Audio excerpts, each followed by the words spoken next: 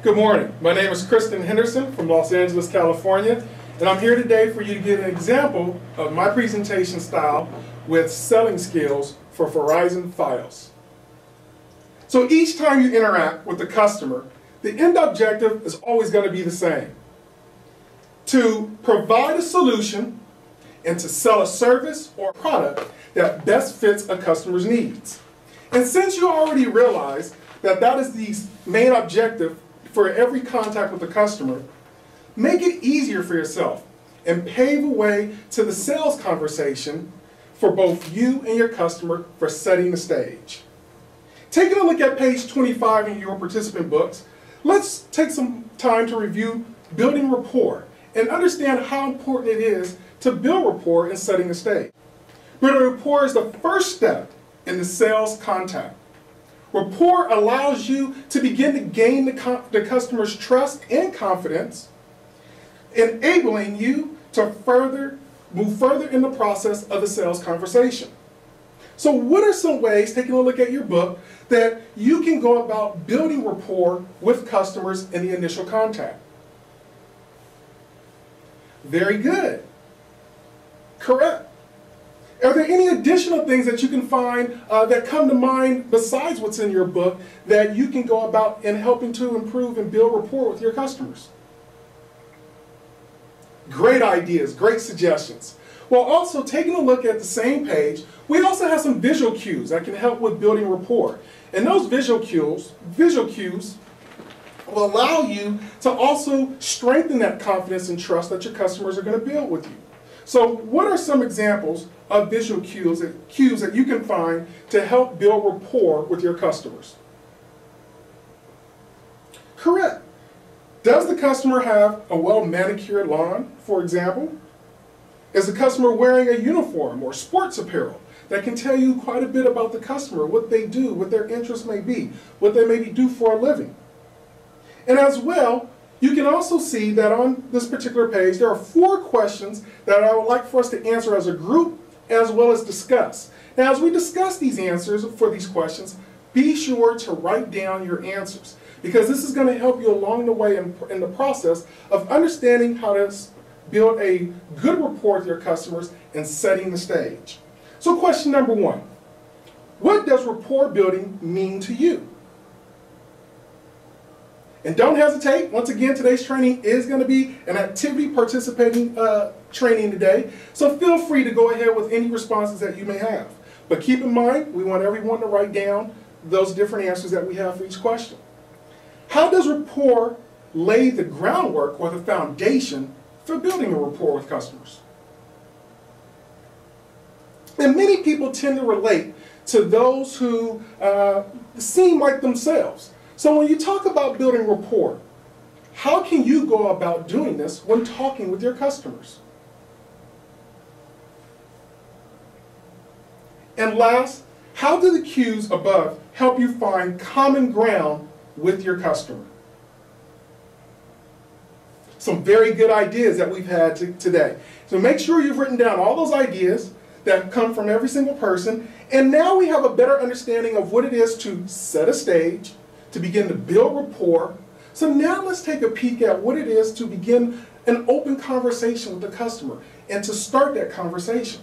If you take a look at the bottom of the page, you'll find an example there that basically says, I know you're probably busy and weren't expecting me, but I'm sure, like most of your neighbors, you have a few minutes for me to discuss with you how Verizon can potentially save you lots of money and provide TV and even faster internet service. So I can show you this in just a few minutes, as well as some great promotions that we're currently having right now. So let me ask you. And notice how it ends with let me ask you, because as we move further in our training today, we're going to learn some different type of open-ended questions that we can present on the end of that statement that allows our customer to open up and give us the information that we need to make the proper recommendations or offer for Verizon Fios. So moving on to our next page, page 26. Now, the very first thing that you'll notice on page 26 at the very top, it says stop, think, practice. Some very important words there. Stop, think, and practice. And what I would like for you to do right now is to take about a minute or so and for everyone individually to answer those 3 questions. And then after one completes those questions, we will review them together and discuss the answers. So go ahead and take about a minute to answer those questions. I'm going to pause you for 1 second.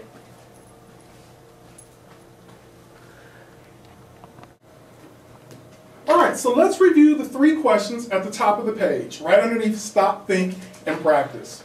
First question, what do you need to know about your customer before you can make a recommendation? Tiffany, why don't you share with us what you have today? Good suggestions. Did everyone get that? Does anyone have anything else they would like to share? All right, let's move on to question number 2. What question would you ask to get the information? Awesome suggestions. And consider the customers that you interact with on a daily basis. What are some of the questions that you present to those customers, and what are some of the information that you actually receive from them from those particular questions?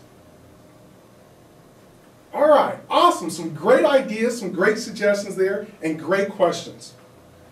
Well, in taking a look at the questions, let's take a look at some other questions, which are known as discovery questions, to make sure that we're asking the right questions of our customers. And these discovery questions are going to help us to understand, are we driving to find out what the customer's wants and needs are, or are we just asking questions that really won't help us with the recommendation? So the very first question is, are the questions you're asking directly related to the customer's wants and needs? That's very important there for us to figure out, because we don't just want to sell the customer a product or a service that isn't going to do anything for them, but we want them to truly meet their needs. Number 2, how are you using the information you gather when making your recommendations? Are you using that information to give them true benefits of how the service will help them or the product will actually help the particular customer? Number 3, do the questions you ask provide you with enough information so that you can make a strong offer or a strong recommendation? And last, do you find that you rely on price in your offer simply because you have not gathered sufficient clues to the customer's wants and needs? Well, doing the work to know your customers is the beginning of setting the stage and building the rapport. It's the beginning of the conversation. The more you know, the likely you are to help the customer with a need or service that is definitely right for them. And it's easier for you to close at the end by knowing your customer's needs. You can always simply start with just the right question.